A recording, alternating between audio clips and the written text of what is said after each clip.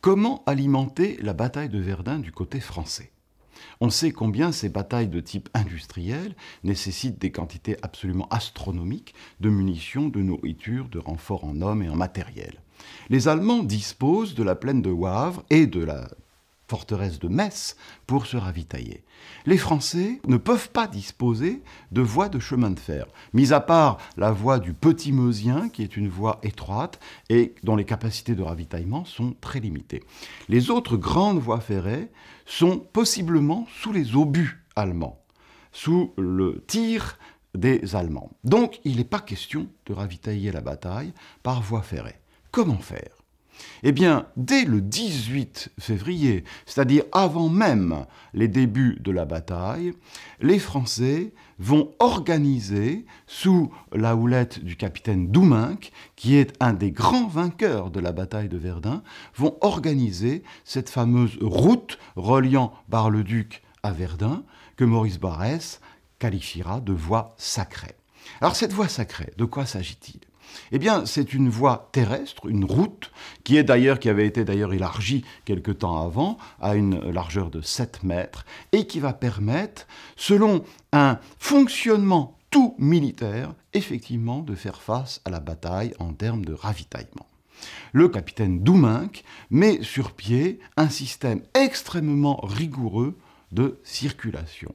Toute circulation civile est interdite sur la voie sacrée et il décrit et il impose un rythme de déplacement des véhicules automobiles, parce que les véhicules hippomobiles sont aussi interdits de voie sacrée, seuls peuvent y circuler des camions automobiles et des voitures, et il impose un rythme très précis, un camion toutes les 30 secondes à la vitesse normalisée de 25 km/h.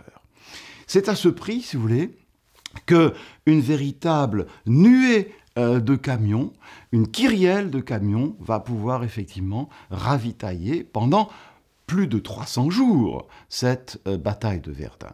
Alors, il y a un rythme extrêmement précis fixé par Douminc, il y a des capacités de transport normalisées, puisqu'on estime les besoins, si vous voulez, en ravitaillement pour la bataille de Verdun, de l'ordre d'au moins 2000 tonnes par jour, pour alimenter les différentes divisions au combat. Et donc vont se croiser en permanence sur la voie sacrée une file de camions montant à Verdun, amenant des troupes fraîches, des renforts, mais aussi amenant des matériels de réserve, de renforts également, de la nourriture bien évidemment, des vêtements, parce que la bataille consomme aussi énormément de vêtements, et vous allez voir se croiser cette file montante avec une file descendante de camions qui ramènent essentiellement les troupes fatiguées, mais aussi, bien entendu, les blessés. Sur la durée de la bataille, effectivement, il y a pas loin de 800 000 blessés qui prendront un jour ou l'autre ce chemin de la voie sacrée pour être acheminés vers Bar-le-Duc et ensuite répartis dans les différents hôpitaux du front et de l'arrière. Donc, très clairement, sans la voie sacrée et sans la maîtrise technique, cette culture d'ingénieur qu'avait Douminc, sans cette maîtrise technique et sans cette culture d'ingénieur, eh bien la bataille de Verdun aurait tout simplement été impossible du côté français. Donc, quelque part, le vrai vainqueur de la bataille de Verdun, ce sont non seulement les poilus français qui y ont combattu, mais ce sont aussi les territoriaux qui avaient la charge quotidienne de combler les trous, les nids de poules qui se formaient spontanément, bien entendu, sur cette voie sacrée.